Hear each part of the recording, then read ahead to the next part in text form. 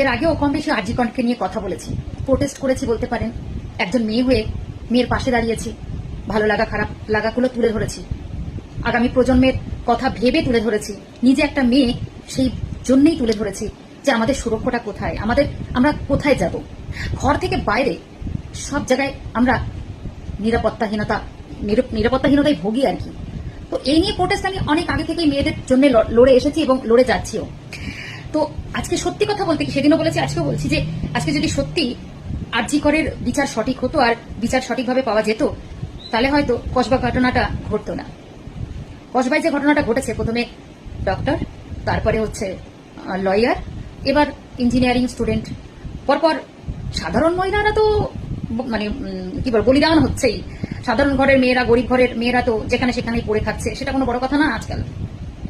এটা একটা রেয়ার ঘটনা হয়ে গেছে, কমন সবার ভাষায়। কিন্তু আর কতদিন বিচার না পেয়ে মানুষ মরেই যাবে একদিন, তাই না? খুব কষ্ট লাগে, বিশ্বাস করুন। মেয়েরা কোথায় যাবে, কোথায় গেলে তারা একটু শান্তি পাবে বলতে পারেন? প্রশ্নটা আগেও করেছি, আজও করলাম। কোথায় যাব আমরা? আমরা কি ভালোভাবে একটু বাঁচতে পারি না? আমাদের সেই বাক স্বাধীনতা নেই? দুটো কথা বলার তো নেই, কথা বলতে পারি না, মেয়েদের উচ্চস্বরে কথা বলতে নেই, বাইরে রাত করে ঘুরে বেরোতে নেই বা ফিরতে নেই, বেশিক্ষণ বাইরে থাকতে নেই, ভেবে চিনতে কথা বলতে হয়, লোকজন বুঝে কথা বলতে হয়, অনেক বাউন্ডারিজ। যতই বলুক মেয়েরা চাঁদে পৌঁছে গেছে, এখানে পৌঁছে গেছে, সেখানে পৌঁছে গেছে, মানে মেয়েদেরকে বাড়িয়ে দেওয়া হয় আর কি। মেয়েরা এখন বিশাল ব্যাপার আর কি, প্লেন চালাই, হাতি ঘোড়া চালায়, এটা সেটা। কিন্তু সত্যি কি তাই? সত্যি কি তাই? আসল জায়গায় তো একদম মেরে বসিয়ে দেওয়ার মতো।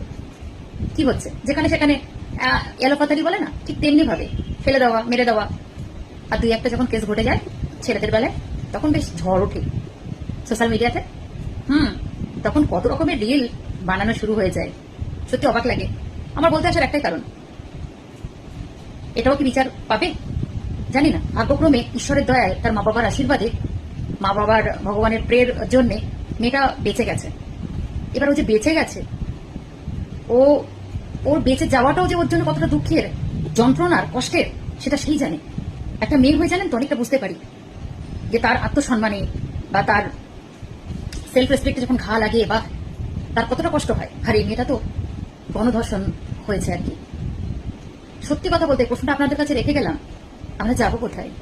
কোথায় গেলে আমরা নিরাপত্তা পাবো?